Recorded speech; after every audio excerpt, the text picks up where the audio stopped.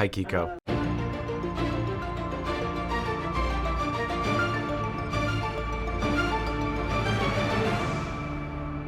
Thank you for taking the time. Thank you. My pleasure. Man, thanks a lot for taking the time. I appreciate it. Yeah, of course. Where you at? I'm in San Antonio, Texas. Oh, nice. So you were just here, right, in Austin? I right? was just in Austin. I got to tell you that Southern hospitality is just, there's nothing like it. You know what I mean? It's really, every time I go to Texas, it's just like a warm hug, you know? Yeah, It's a definitely. beautiful place. I just read an article that they're removing the music part out of South by Southwest for next What? year. Why? Yeah, people aren't showing up anymore. It came out. It dropped like 15 minutes ago. That's I, crazy, right? but that's been such a, I don't know. Wow, Yeah, it's that's alarming. yeah, it is. It is. I think it was building up a lot for the film and TV, and then all of a sudden they started seeing the numbers go down for concerts For and stuff. music. Oh, interesting. Okay. Well, yeah, it was a good run. Yeah. Hey, so tell me a little bit about what resonated with you about this sci-fi horror film that made you want to be a part of it. Oh man.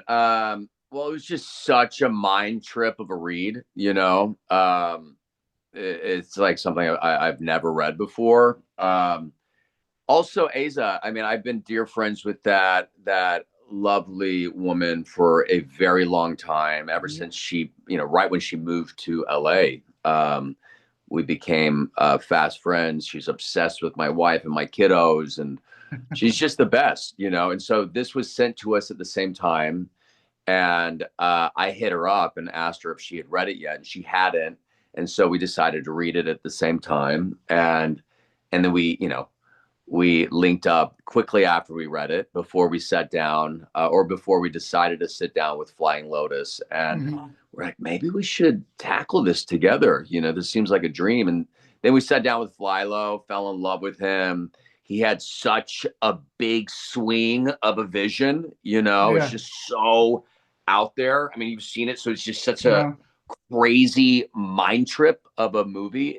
right, It's not, uh, it's not so much of a viewing, but an experience, you know. So I right. really encourage people to just go see it on the largest screen possible, because it takes you on a journey. And so we knew what we were signing up for. You know, we knew it was going to be big swing. We knew it was going to be something that has really never quite been done in this way. Right.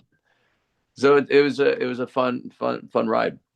So this film starts off as kind of a slow burn before it goes crazy in the third act. Why do you think a setup like that works, where you're kind of stringing along the audience quietly before hitting them when they least expect I it? mean, I don't know if it's necessarily true. I mean, it starts off with Aza's character, Rhea. She's knocked out on the floor of her base camp on another planet. She's, Right, blood everywhere. Within 60 seconds, the audience realizes her entire crew has been massacred. right, And then, a stranger, at least in her mind, shows up outside of the space station. He's trying to convince her that he's a part of the crew, which he is, but she right. has no memory of who he is or who she is, for that matter. And so, but it is a quiet film in terms of, locations. I mean, it really just takes place on the base camp, and then outside of the base camp is the planet. And we shot that all on a soundstage. Well, soundstage, more of a warehouse, uh, Right. in New Zealand. And we were able to shoot from beginning to end, which is very rare when you're shooting Yeah. a project. But since it was all very internal, yeah, we were able to do that. How much of that, and you don't have to get too much into it because it's going to give away a little bit of the film, but how much of your battle against Isa's character was CGI, and how much of it was practical effects? Pretty much. I mean, for the most part, everything was practical. Okay. I mean, for the most part on set. Um, but yeah, I don't want to give too much away, but that it all comes to a head in the third act, and uh, shit definitely goes down. Is that you behind the makeup? That is not me behind the makeup. No. Okay, okay. That's what I want to know because there was a flap on there's a flap of a face and it kind of looks Yeah, like yeah, you. that flap is definitely me. Yeah, we did a lot of scans and molds, and then yeah, um, we're giving away a lot. Yeah, and You'll see when you go see the movie. You'll see what we're talking about. they didn't let you keep the flap though, did they? They didn't let No, you. no, I wanted to keep the flap. No, I wanted to stay as far away from the flap as possible. You know what I mean? Well, I know this is more than a horror movie. It's a lot more deeper than that. But what's your earliest childhood memory of watching something scary, and how did that impact you as a kid?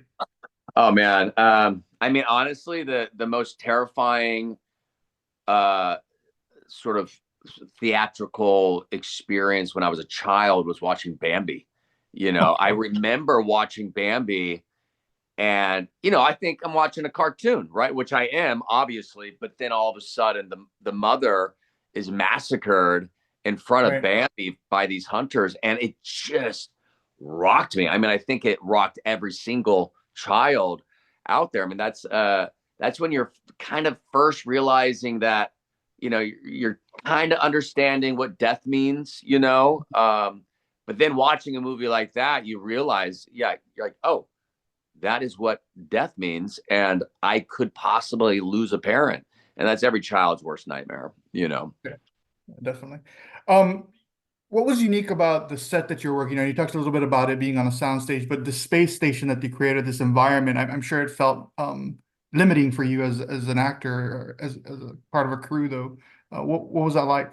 No, it felt like you were there. I mean, it was so dark. You'd go there in the morning, so the sun had not risen yet, and you would Mhm. wrap when the sun was down. And so you just were in darkness for, the duration of the shoot. And the lighting was just so powerful. I mean, if Mhm. you see the trailer, when you watch the movie, you'll see it. It's just it's such a character within itself, and it really transports you there. And every window that you can see outside, you see the planet.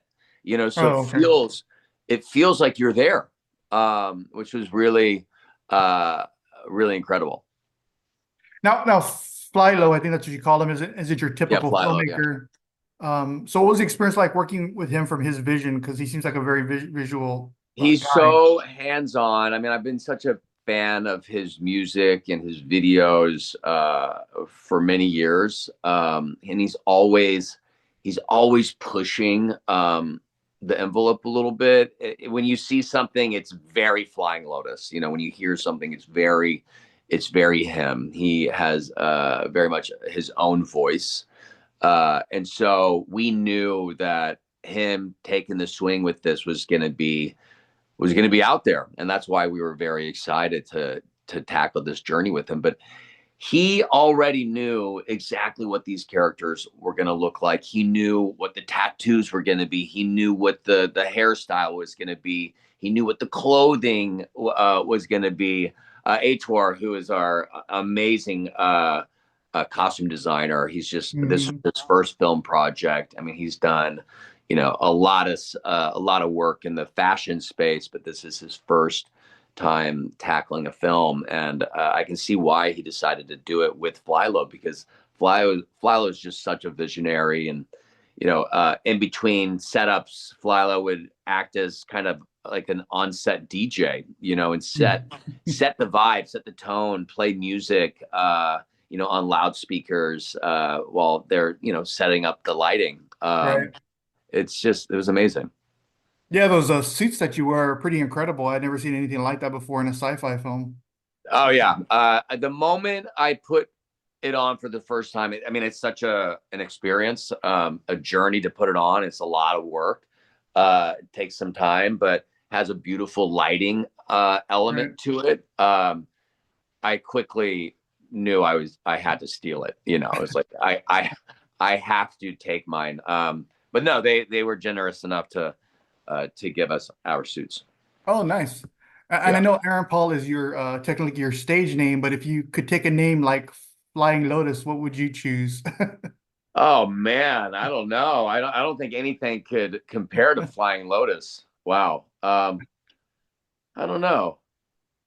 It'd have to be like a verb and then a, an animal. Yeah. I would pick like, What would you give me? I'd be super lazy. I'd be like sleeping bear,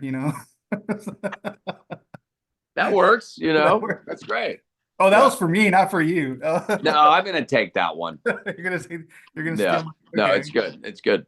very cool. Hey, well, Aaron, thank you very much for taking the time. I really appreciate it. And again, congratulations on Ash, and can't wait to see what you do next, man. Thank you, my friend. I appreciate it. You have a Enjoy good day. Texas. Lots of love. Too. Bye.